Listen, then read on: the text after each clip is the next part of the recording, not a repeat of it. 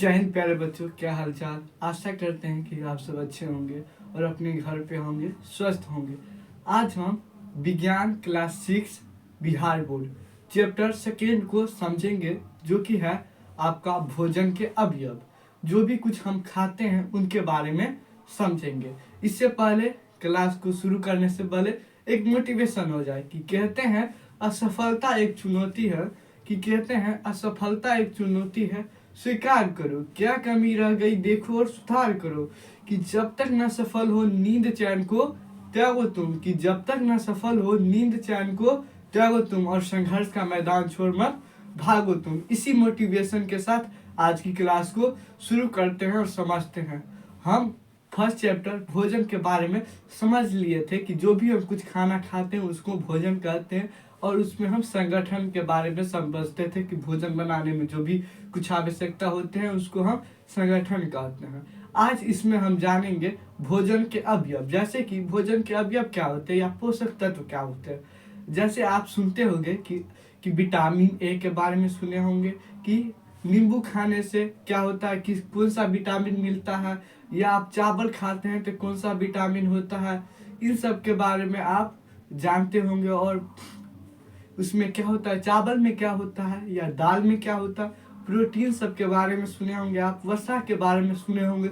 इसी सब के बारे में आज हम चर्चा करेंगे। तो सबसे पहले चलिए शुरू करते हैं। तो सबसे पहले है आपका चैप्टर 2 भोजन के अवयव। इसमें हम जानते हैं पोषक या पोषक तत्व किसे कहते हैं। तो भोजन के संगठनों के कुछ महत्वपूर्ण रासायनिक तत्व होते हैं, उसे पोषक तत्व या पोषक कहलाते हैं। यानी कि जो भोजन होता है उसके कुछ रासायनिक तत्व होते हैं। रासायनिक तत्व क्या हो गया, जैसे कि उदाहरण द्वारा समझिए, ये पोषक तत्व हो गए। जैसे हो गया कार्बोहाइड्रेट, प्रोटीन, वसा, विटामिन, खनिज लवण। तो सबसे पहले जानते हैं कि ये कार्बोहाइड्रेट क्या होता है, प्रोटीन क्या होता है, वसा क्या होता है, विटामिन क्या होता है, खनिज लवण। इसको हम डिटेल से जानेंगे कि कार्बोहाइड्रेट कौन सा भोजन करने से वो प्राप्त होता है हमें, प्रोटीन कौन सा भोजन करने से प्राप्त होता है। इसमें हम जानते हैं कि जो भी ये संगठन हो गए, क्या हो गए, कुछ महत्वपूर्ण संगठन, भोजन के संगठन। इसी से हमारा भोजन निर्धारित होता है कि कौन सा, जैसे कि रोटी खाते हैं तो उसमें क्या होगा, चावल खाते हैं तो उसमें क्या होगा। ये तत्व होते हैं, क्या होते हैं, तत्व होते हैं। इसी को हम जानेंगे। तो सबसे पहले जो ये तत्व होते हैं, रासायनिक तत्व, ये 5 होते हैं। तो कौन कौन सा हो गया, सबसे पहले कार्बोहाइड्रेट, इसके बाद प्रोटीन हो गया, इसके बाद विटामिन हो गया, वसा हो गया, खनिज लवण हो गया। ये आपको 5 तत्व ध्यान में रखना है। तो हम इसको थोड़ा थोड़ा डिफिनेशन से बता देते हैं, इसके बाद इसको हम डिटेल से जानेंगे। सबसे पहला है कार्बोहाइड्रेट। तो कार्बोहाइड्रेट क्या होता है, जो हम चावल खाते हैं, आमतौर पर क्या करते हैं, चावल सब जब खाते हैं उसमें अधिकतर कार्बोहाइड्रेट पाया जाता है। यह क्या करता है, ये शरीर को फुलाने यानी कि शक्ति देने का कार्य करता है। और जो प्रोटीन होता है यह मुख्य रूप से दाल में पाया जाता है। जो चावल साथ आप क्या खाते हैं, दाल खाते हैं, उसमें पाया जाता है। इसके बाद वसा जो होता है, वसा जो है वो अंडे में पाया जाता है। वो अंडा हो गया, और घी यानी कि तेलीय पदार्थ में वसा पाया जाता है। जबकि आप देखते होंगे जब आप पावन करते हैं, छठ पूजा करते हैं या सोमवारी का व्रत रखते हैं आमतौर पर, तो क्या होता है, जब आप सहते हैं ना, तो ये जो वसा होता है वही आपका भोजन, जब आप नहीं भी करते हैं तो ये भोजन जमा होता है पेट में जाके, ठीक ना। वे धीरे धीरे क्या करता है, आप इसी से शक्ति प्रदान यानी ऊर्जा लेता रहता है। समझ गए।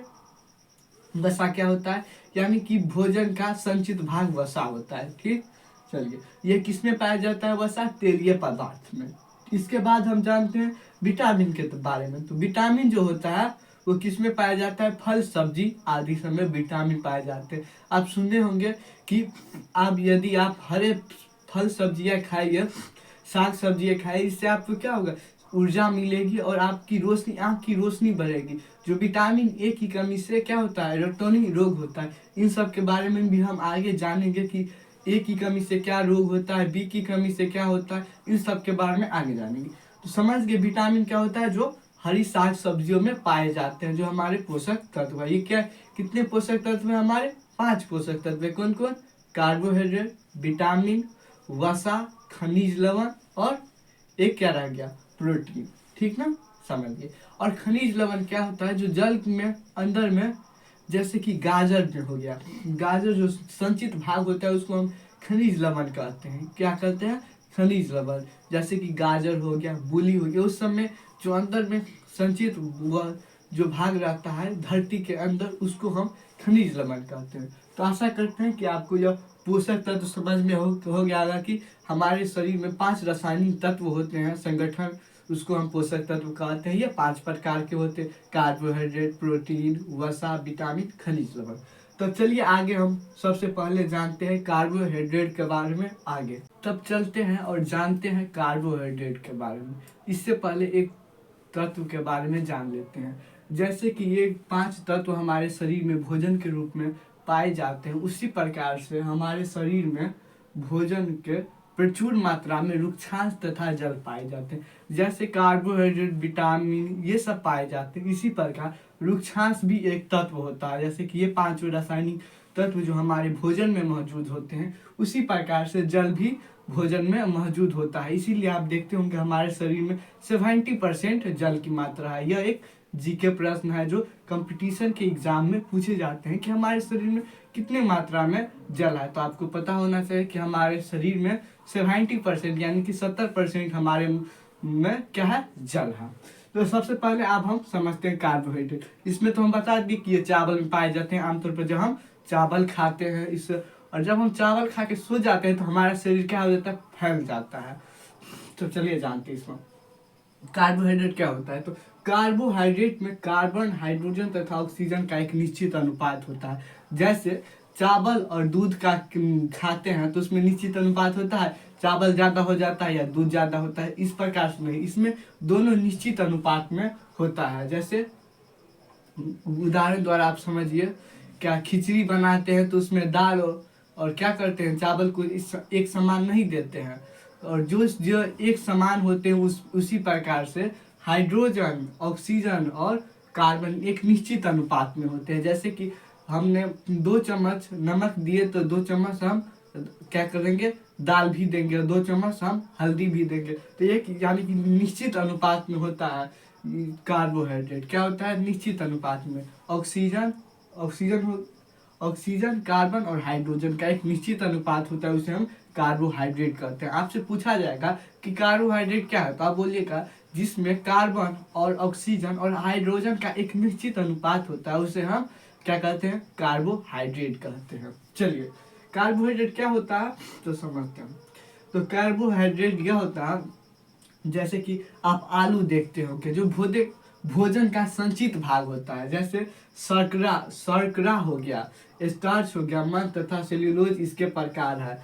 यह जो हमारे शरीर में होता है, समझते हैं जंतुओं में ग्लाइकोजन पाया जाता है। जो भोजन, जो आलू होता है, जो हम आलू खा लेते हैं, वो कहाँ जाता है, तो शरीर में तो जाता है, लेकिन संचित किस में रहता है, यानी कि जमा, कोई भी हम जैसे बैंक में हम पैसा जमा करते हैं 1 रुपया 2 रुपया, उसी प्रकार से जो हम आलू खाते हैं तो वो हमारे शरीर में जाता है और वो एक जगह जमा होता है। जैसे कि जंतु हो गया, गाय हो गया, भैंस हो गया, उसमें, और मानव हो गया, उसमें जाएगा तो ग्लाइकोजन के रूप में जमा होगा। किसके रूप में जमा होगा, ग्लाइकोजन के रूप में। यदि यही जो आलू का पौधा है, यदि भोजन पौधे में हो तो यह पौधे में स्टार्च मंद के रूप में जमा होगा। जो ऊपर में आप देखते होंगे पत्ती पर, वह क्या होते हैं, मंद के रूप में जमा होते हैं, या स्टार्च के रूप में। स्टार्च क्या होता है समझिए, पौधे का संचित खाद्य पदार्थ। जैसे पौधे का संचित खाद्य पदार्थ क्या हो गया, आलू हो गया पौधे का संचित खाद्य पदार्थ। आलू जब आप कोड़ते होंगे, आप देखते होंगे खेत में, अपने पापा सबके साथ जाते होंगे, तो जो गाछ होता है आलू का ऊपर में होता है, लेकिन जो आलू होता है नीचे में होता है। इसी प्रकार प्याज जो होता है वो नीचे में होता है, लेकिन उसका क्या बोलते हैं, पत्ती जो होता है ऊपर होता है। मूली का भी क्या होता है, नीचे होता है, लेकिन पत्ती ऊपर होता है। यानी कि खाद्य संचित भगान जो धरती के अंदर होता है, उसे हम कार्बोहाइड्रेट कहते हैं। जैसे कि शकरकंद, वो भी नीचे में होता है, धरती में होता है। गाजर हो गया, चावल तो देखते हैं, चावल जो ऊपरी भाग होता है, चावल, धान जिसे कहते हैं हम, और गेहूं हो गया, जो रोटी भी खाते हैं ना, वो भी कार्बोहाइड्रेट के रूप में जमा होता है। यह शरीर को ऊर्जा प्रदान करता है। मकई आदि हो गया, ठीक ना। मकई खाते होंगे, जब छठ पूजा होता है तो छठी मैया को यानी कि दलिया में दिया जाता है, तो ये मकई हो गया। देखिए समझ गए, कार्बोहाइड्रेट क्या होता है, ऑक्सीजन, कार्बन और हाइड्रोजन का एक निश्चित अनुपात होता है। इसका कार्य होता है क्या, चलिए देखते हैं। यह शरीर को ऊर्जा देता है। जो हम कार्बोहाइड्रेट खाते हैं, आलू खाते हैं, चावल खाते हैं, दाल दाल नहीं क्या, गेहूं खाते हैं यानी कि रोटी खाते हैं, इससे हमको क्या मिलता है, ऊर्जा मिलता है। इससे क्या हमें मिलता है, ऊर्जा मिलता है और संचित भोजन के रूप में जमा हो जाता है। यदि कि हम, और इससे तो ऊर्जा हमको मिल गया, हम काम कर रहे हैं, और यदि ये हमारे शरीर में है तो हम कुछ देर नहीं भी खाएंगे तब भी हमको क्या, हमको भूख नहीं लगेगा। क्या आप खाना खाते हैं तुरंत आपको भूख नहीं लगता है ना, यानी कि 4-5 घंटा रहता है, यानी कि जो 3 जो घंटा होता है वो अपने में संचित करके रखता है, जमा करके रखता है, उसको बाद में यूज होता रहता है। तो समझ गया आप कार्बोहाइड्रेट के बारे में। यह हमको शरीर में ऊर्जा देता है और भोजन को एकत्रित करके रखते हैं। जैसे बैंक में हम पैसा जमा करके रखते हैं, गोदाम में धान जैसे जमा होता है, उसी प्रकार से। ठीक, तो आशा करते हैं कार्बोहाइड्रेट आप समझ के होंगे। अब हम जानते हैं दूसरा क्या है, प्रोटीन। जानते हैं प्रोटीन के बारे में कि प्रोटीन क्या होता है, किस चीज़ के खाने से हमारे शरीर में प्रोटीन की मात्रा होती है। तो चलिए समझते हैं। जैसे कि हमने जाने थे उसमें क्या, कि ऑक्सीजन, नाइट्रोजन और कार्बन की निश्चित अनुपात मात्रा होती है, उसी प्रकार से प्रोटीन में नाइट्रोजन अनिवार्य रूप से उपस्थित होता है।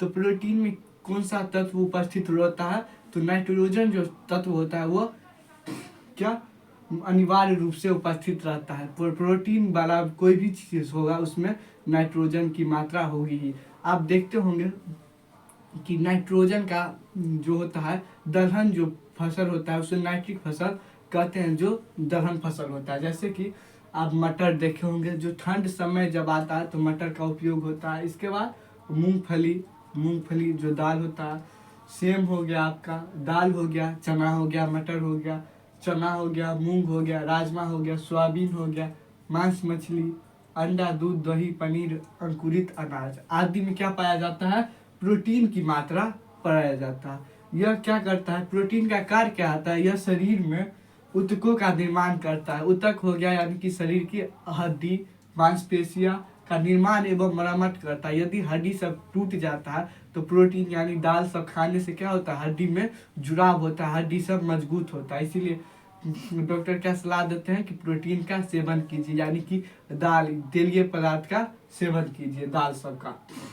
यह क्या होता है, विशेष परिस्थितियों में आवश्यक पड़ने पर ऊर्जा प्रदान करता है। जब आदमी को बहुत ज़्यादा जोर से भूख लगा रहता है तब यह हमको क्या करता है, ऊर्जा भी प्रदान करता है, कि ऊर्जा भी देता है। और तीसरा कार्य हो गया, हमारे शरीर की अस्थियां, मांसपेशियां, त्वचा, मुख्य रूप से बाल, नाखून आदि प्रोटीन से बने होते हैं। जो भी हड्डी देखते हैं, अस्थि देखते हैं, मांसपेशियां देखते हैं, जो आप नाखून देखते हैं, ये बाल देखते हैं, ये मुख्य रूप से प्रोटीन के ही बने होते हैं। तो आपसे पूछा जाएगा कि प्रोटीन से क्या क्या चीज़ बने होते हैं, तो आपको बताना है कि नाखून और क्या, बाल, ये मुख्य रूप से प्रोटीन से बने होंगे। तो समझ गए कि प्रोटीन में मुख्य रूप से नाइट्रोजन की मात्रा उपस्थित होती है। यह किस में पाया जाता है, यानी कि दाल में, यानी कि दलहन जैसे फसल में, जैसे कि दाल हो गया, मूंगफली हो गया, राजमा हो गया, सोयाबीन हो गया, मछली हो गया, अंडा, दूध, दही आदि में। सबसे ज़्यादा प्रोटीन सोयाबीन में पाया जाता है। सबसे ज़्यादा प्रोटीन की मात्रा किस में पाया जाता है, तो सोयाबीन में पाया जाता है। तो समझ गए होंगे आप प्रोटीन के बारे में। तब चलिए जानते हैं अब वसा के बारे में, कि वसा क्या होता है। तो वसा होता है, वसा में कार्बोहाइड्रेट की अपेक्षा हाइड्रोजन की मात्रा अधिक होता है। जो कि जैसे कि कार्बोहाइड्रेट में क्या होता था, ऑक्सीजन और कार्बन और हाइड्रोजन की एक निश्चित मात्रा होता था। इसमें क्या होता है, कार्बोहाइड्रेट की अपेक्षा हाइड्रोजन की मात्रा बहुत अधिक होता है वसा में। समझ गए, चलिए आगे देखते हैं। वसा के उदाहरण क्या है, वसा के उदाहरण है मक्खन हो गया, यानी कि तेलीय पदार्थ। मक्खन जो होता है चिपचिपा होता है, दूध हो गया, क्रीम हो गया, अंडा का पीला भाग, जो अंडा होता है उसमें जो पीला भाग होता है वो हो गया वसा का भाग।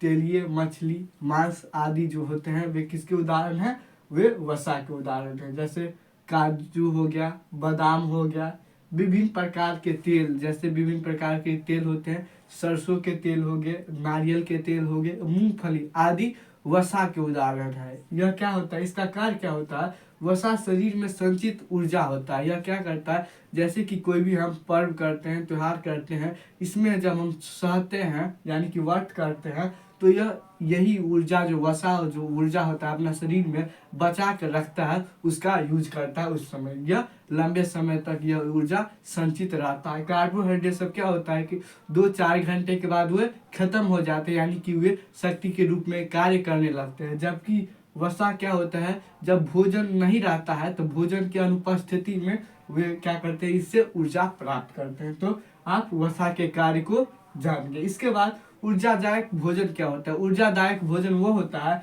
जिसमें कार्बोहाइड्रेट तथा वसा की मात्रा उपस्थित होता है। जब क्या होता है, कार्बोहाइड्रेट में भी थोड़ा सा भोजन संचित कर लेता है, वसा में तो भोजन संचित करता ही है, तो उसी को हम ऊर्जादायक भोजन कहते हैं। तो समझिए कि ऊर्जादायक भोजन किसे कहते हैं, जिसमें कार्बोहाइड्रेट और वसा पाया जाता है, उसे हम ऊर्जादायक भोजन कहते हैं। तो आशा करते हैं कि वसा भी आपको समझ गया होगा।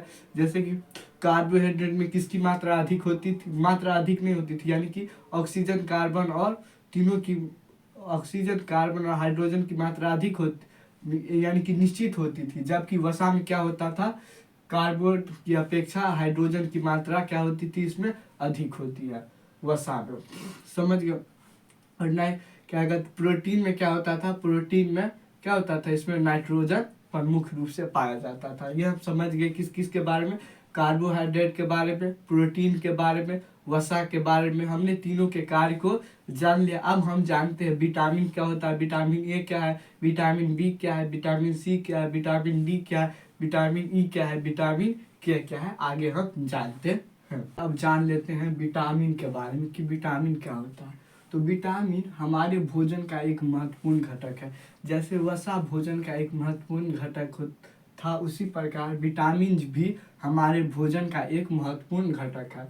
इसकी कमी से, यानी कि विटामिन की कमी से होने वाले रोग अभावजनक या हिंताजनिक या अपूर्णता रोग कहलाता है। विटामिन की कमी से होने वाला रोग क्या कहलाता है, अभावजन्य या हिंताजनिक रोग कहलाते हैं। इसको हम इंग्लिश में डिफिशियंसी डिजीज कहते हैं। डिजीज मतलब हो गया रोग, डिफिशियंसी मतलब अभाव जन्य, मतलब कि जिसकी कमी के कारण होता है। तो क्या क्या कमी के कारण होता है, ये 2 प्रकार के विटामिन होते हैं। तो पहला हो जाता है, विटामिन को 2 समूह में बांटा गया।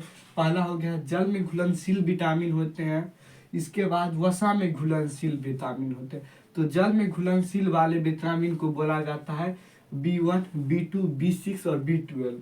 यह विटामिन पाचन तथा तंत्रिका तंत्र को सुचारू रूप से चलाता है। पाचन तंत्र यानी कि जो भी हम कुछ खाते हैं उसको सुचारू करता है, यानी कि जो एंजाइम बनता है उसको ठीक से चलाने का काम करता है विटामिन B1, B2, B6 और B12।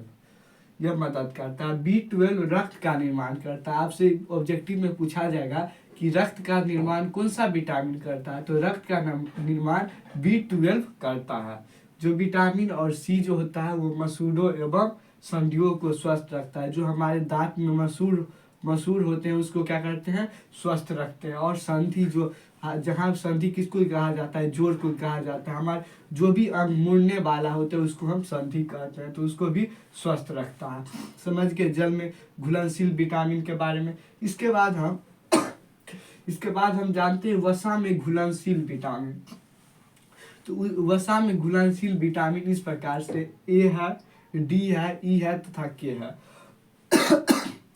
विटामिन ए जो होता है नेत्र, त्वचा, बालों को स्वस्थ रखता है। विटामिन ए क्या करता है, जो आंख होता है इसी की कमी से क्या होता है, रतौनी रोग होता है। विटामिन ए की कमी से रतौनी का होता है। तो विटामिन ए का मुख्य कार्य क्या होता है, नेत्र को स्वस्थ रखना, बालों को स्वस्थ रखना, जो आप बाल देखते हैं उसको स्वस्थ रखता है, त्वचा है उसको भी स्वस्थ रखने का कार्य करते हैं। हम ये सब जानेंगे vitamin A, B, C, D में क्या क्या खाते हैं, तो क्या क्या विटामिन हमको मिलता है, कौन सा विटामिन खाने से हमारा शरीर स्वस्थ होता है, इसके बारे में भी हम जानेंगे।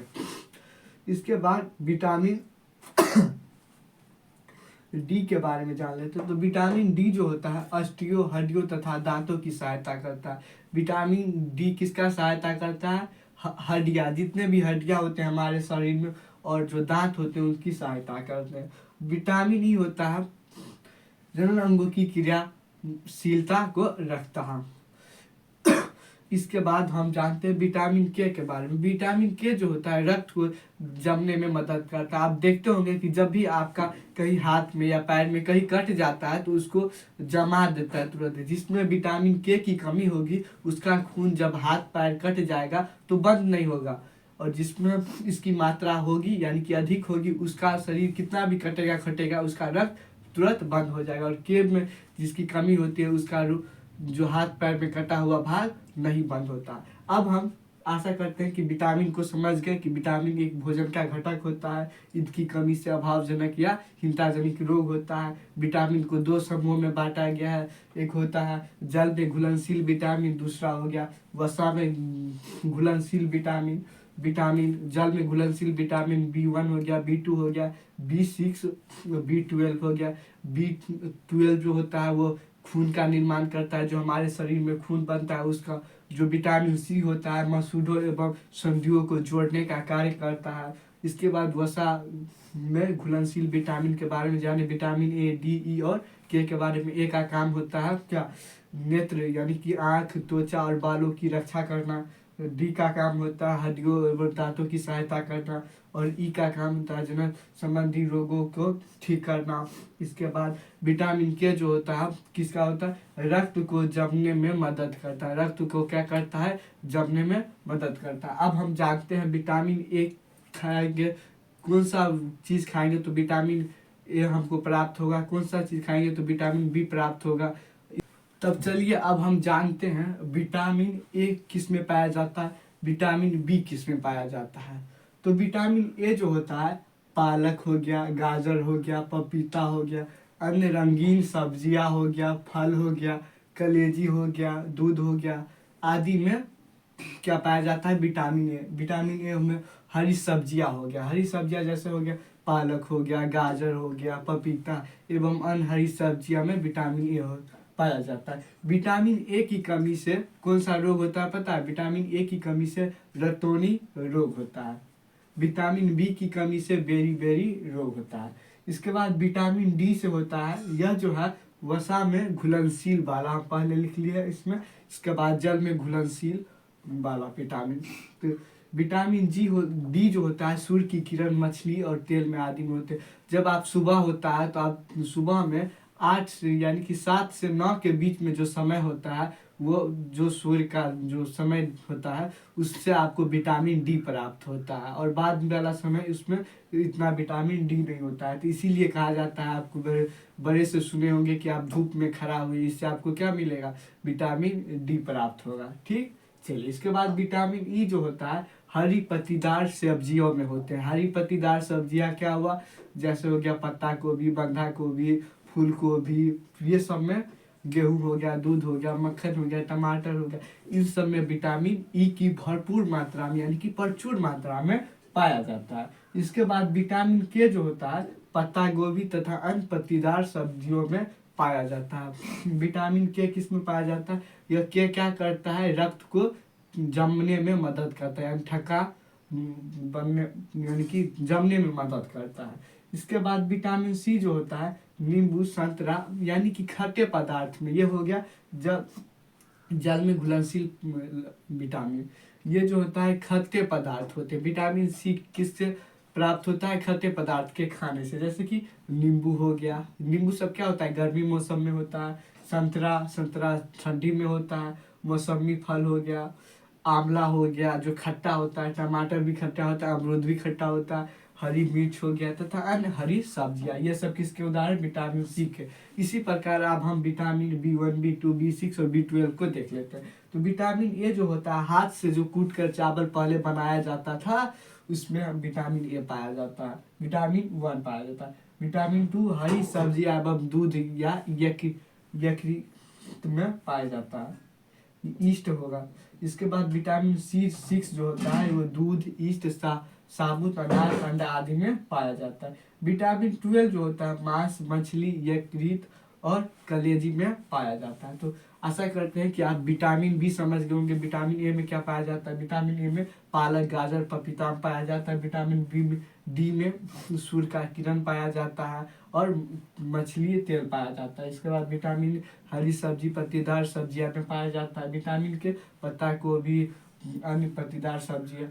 विटामिन सी हो गया, जो खट्टे पदार्थ होते हैं जैसे कि नींबू हो गया, तेलीय पदार्थ, ये सब में पाया जाता है। विटामिन ए वन हो गया, हाथ से कूटे अनाज में पाया जाता है। विटामिन बी हरी सब्जियां, दूध, यकृत में। विटामिन 6 दूध, यीस्ट, अनाज, सबूत अनाज में। विटामिन 12 मांस, मछली, यकृत आदि में पाया जाता है। तो आशा करते हैं कि यह विटामिन वाला आपको समझ में आ गया होगा। अब हम आगे जानेंगे खनिज लवण के बारे में। नहीं तो हम इसका विटामिन ए की कमी, डी की कमी से कौन कौन सा रोग होता है उसको भी हम आपको बता देंगे आगे स्लाइड में। तब हम चलिए आगे इसमें देख लेते हैं खनिज लवण के बारे में।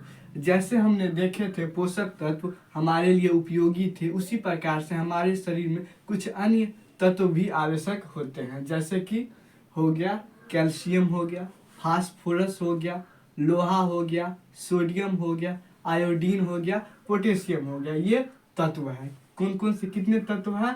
1 2 3 4 5 6 7 तत्व खनिज लवण में आते हैं। पहला क्या हो गया? कैल्शियम हो गया। दूसरा फास्फोरस हो गया। तीसरा लोहा हो गया। चौथा आयोडीन हो गया। पांचवा सोडियम हो गया। छठा पोटेशियम हो गया। ठीक ना? कैल्शियम हो गया। चलिए इसको फिर से हम ध्यान रखते हैं। पहला हो गया कैल्शियम, दूसरा फास्फोरस, तीसरा लोहा, चौथा आयोडीन, पांचवा सोडियम और छठा पोटेशियम। ये 6 तत्व हो गए। आप जानते हैं कि कैल्शियम में क्या क्या पाया जाता है। क्या चीज़ हम खाएंगे तो कैल्शियम मिलेगा, क्या चीज़ खाएंगे तो लोहा मिलेगा। क्या चीज़ लोहा, आप ये इसको नहीं समझिएगा जो कि घर सब में बनता है वो लोहा नहीं। लोहा जो होता है एक शरीर का तत्व होता है। जैसे कि कैल्शियम हो गया दूध, दही, दूध उत्पाद, हरी सब्जियां, सबूत अनाज आदि में कैल्शियम पाया जाता है। दूध उत्पाद समझे, दूध उत्पाद हो गया जैसे कि छाली हो गया, इससे घी निकलता है। क्रीम हो गया, मक्खन हो गया, ये सब दूधे से न बनता है। ये सब इसमें क्या पाया जाता है? कैल्शियम पाया जाता है। इसके बाद हम जानते हैं फास्फोरस के बारे में। फास्फोरस में क्या होता है? मटर की फली, अनाज, बादाम, केला, मिर्च आदि में पाया जाता है। फास्फोरस सबसे ज्यादा किसमें होता है? केला, मिर्च आदि सब में होता है। ठीक। इसके बाद लोहा। लोहा जो ये खाने वाला नहीं, लोहा बताते हैं जैसे कि मांस हो गया, कलेजी हो गया, अंडा हो गया, पत्तीदार सब्जियां, अमरूद, केला इत्यादि में क्या पाया जाता है? लोहा पाया जाता है। नमक किस में पाया जाता है पता है? नमक आप बोलते हो आयोडीन युक्त नमक खाना चाहिए, टाटा नमक खाना चाहिए। यही आयोडीन, मछली हो गया, समुद्री भोजन हो गया, आयोडीन युक्त नमक हो गया। ये सब क्या होता है? आयोडीन में होता है। इसके बाद सोडियम का क्या होता है? नमक हो गया, फल हो गया। इसके अतिरिक्त सभी प्रमुख भोज्य पदार्थ हो गया। पोटेशियम क्या है? केला, आलू इत्यादि को हम खनिज को भी समझ ले कि खनिज तत्व 6 है। कौन कौन? कैल्शियम हो गया, फास्फोरस हो गया, लोहा हो गया, आयोडीन हो गया, सोडियम हो गया, पोटेशियम हो गया। ये हम आगे समझ ली। अब हम जान लेते हैं किसके बारे में? रुक्षांश के बारे में और संतुलित आहार के बारे में। तब हम इसमें समझते हैं रुक्षांश और जल के बारे में। रुक्षांश क्या होता है? रुक्षांश हम बोलचाल की भाषा में रुक्षांश खाए जो योग्य रेशा होता है, यानी कि जो रेशेदार फसल होता है ना, उन्हीं को हम रुक्षांश कहते हैं। रुक्षांश जैसे कि उदाहरण से आप समझ सकते हैं, जैसे कि रेशेदार फसल हो गया, साग सब्जी हो गया, सलाद हो गया, छिलके हो गया। यह क्या करता है? रुक्षांश जो भोजन, जो अपशिष्ट पदार्थों को बाहर निकालने में मदद करता है, अपचे भोजन को बाहर निकाल देता है। और जब रुक्षांश की मात्रा हमारे शरीर में कमी हो जाती है तो भोजन अपच हो जाता है, यानी कि कब्ज बन जाता है और अच्छे से भोजन पच नहीं पा जाता। इसीलिए हमारे शरीर में रुक्षांश होना अनिवार्य है। इसीलिए हमें हरी साग सब्जियां खाना चाहिए जिसमें कि रुक्षांश की मात्रा अधिक हो। ठीक, चलिए इसके बाद आज हम जल के बारे में समझते हैं। जल के बारे में आपका क्या विचार है? अब जल कहिएगा जो हम पीते हैं उसे जल कहते हैं? नहीं, एक इसका विचार है जल भोजन का आवश्यक अवयव है। जैसे कि विटामिन या रुक्षांश या खनिज लवण क्या था? जब भोजन का क्या था? आवश्यक घटक, उसी प्रकार आवश्यक अवयव है। अवयव यानी कि अवयव क्या हो गया? जो घुलनशील हो। जैसे हमारे शरीर में यह कितना परसेंट पाया जाता है पता है? 60 से 70% हमारे शरीर के में जो पदार्थ होते हैं उसमें पाया जाता है। और हमें प्रतिदिन 2 से 3 लीटर पानी पीना चाहिए। हमें प्रतिदिन कितना पानी पीना चाहिए? 2 से 3 लीटर। और हमारे शरीर में यह कितना परसेंट पाया जाता है? 60 से 70% जल पाया जाता है। ठीक, उसके बाद जल का कार्य क्या होता है? यह जल अपने अपचय भोजन तथा शरीर के कचरे पदार्थों को शरीर से बाहर निकाल देता है। जो हमारे भोजन होते हैं उसको शरीर से क्या करते हुए बाहर निकाल देते हैं। यानी कि अपचय पदार्थ या जो शरीर में खत्म हो गया अपशिष्ट पदार्थ को बाहर निकालने में अत्यंत आवश्यक है। इसके बाद जल सबसे प्रमुख घोलन है। दूसरा क्या है? जल जो होता है ना किसी भी चीज को घोल देता है। आप देखते होंगे जैसे कि नींबू का आप क्या बनाते होंगे? शरबत बनाते होंगे, तो क्या करता है? उसको घोलने का काम करता है। इसके बाद शरीर में होने वाली सभी जैविक प्रतिक्रिया जलीय माध्यम से जितने भी प्रक्रिया होता है, जितने भी अम्ल बनते वे क्या होते हैं? वे तो घोल ही होते हैं ना, वे घोल ही होते हैं। किसी कारण से शरीर में अधिक जल निकल जाने से कोई स्थिति, यानी कि जब क्या होता है शरीर से ज्यादा जल निकल जाता है तो उसे हम निर्जलन कहते हैं, यानी कि डिहाइड्रेशन कहते हैं। इसको क्या कहते हैं? डिहाइड्रेशन कहते हैं। समझ गए जल के बारे में, रुक्षांश के बारे में। आगे अब हम जानेंगे संतुलित आहार के बारे में। तब चलिए जानते हैं आगे संतुलित आहार के बारे में। संतुलित आहार क्या होता है? जो भी चीज हम खाते हैं उसको भर दिन में जो भी चीज हम खाते हैं उसको आहार कहते हैं। संतुलित हो गया कि जिसमें भोजन में सब उचित मात्रा में सभी चीज उपलब्ध हो उसे हम संतुलित आहार कहते हैं। ऐसे आहार जिसमें ये सभी चीजें उचित मात्रा में उपस्थित हो उसे हम संतुलित आहार कहते हैं। ये सभी क्या? ये सभी हो गया कार्बोहाइड्रेट, प्रोटीन, विटामिन, वसा, खनिज, लवण, रुक्षांश तथा जल जो प्रॉपर मात्रा में मौजूद हो उसे हम संतुलित आहार कहते हैं। संतुलित आहार क्या समोसा लिट्टी भी संतुलित आहार है? नहीं, जो भी है मतलब खा सकते हैं, लेकिन इसकी अधिकता होने के कारण कई सारे रोग उत्पन्न होते हैं। इसलिए हमें समोसा लिट्टी को नहीं खाने के लिए कहा जाता है। समोसा और लिट्टी क्या होता है कि जो दुकानदार होता है उसी तेल को बार बार क्या करता है?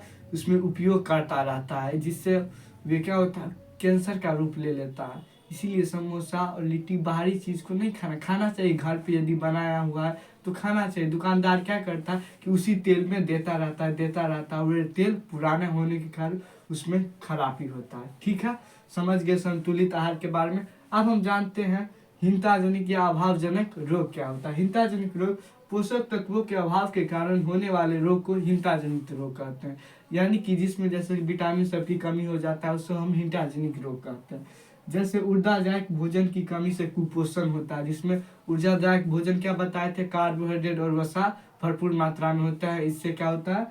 मतलब इसकी कमी से कुपोषण रोग हो जाता है, जो शरीर क्या होता है? सिकुड़ जाता है। और शिशुओं में प्रोटीन की कमी से क्वासियोरक नामक रोग होता है। क्या ना रोग होता है? क्वासियोरक नामक रोग होता है। जैसे कार्बोहाइड्रेट तथा वसा की कमी से होने वाला रोग मेरमस रोग होता है, जो शिशुओं में होता है। इससे क्या होता है? शिशु दुबले पतला हो जाता है। यानी कि आप जिस व्यक्ति को देखते होंगे दुबले पतले, इसमें कार्बोहाइड्रेट और वसा की कमी होती है और इसको मेरमस रोग होता है। क्या होता है? मेरमस लोग, जो दुबले पतले लोग होते हैं। और इसमें क्या होता है? क्वासियोरोग में शरीर जो होता है ना वो फूल जाता है, यानी कि पेट फूल जाता है, बाल सब सिकुड़ जाता है, यानी कि स्थिति खराब हो जाती है। तो आशा करते हैं कि आज की यह सेकेंड चैप्टर आपको समझ में आए होंगे और इसमें हमने सभी फुल आपको रिवीजन के साथ साथ सभी चीज़ हम आपको करा दिए। आगे हम इसके क्वेश्चन आंसर को नेक्स्ट पार्ट में देखेंगे। यहीं तक हमारा बुक में दिया हुआ था। आशा करते हैं कि आपको यह सब समझ में आए होंगे। तो मिलते हैं नेक्स्ट क्वेश्चन आंसर के साथ। तब तक आप खुश रहिए, हेल्थी रहिए और अपने माता पिता के साथ रहिए। जय हिंद, धन्यवाद।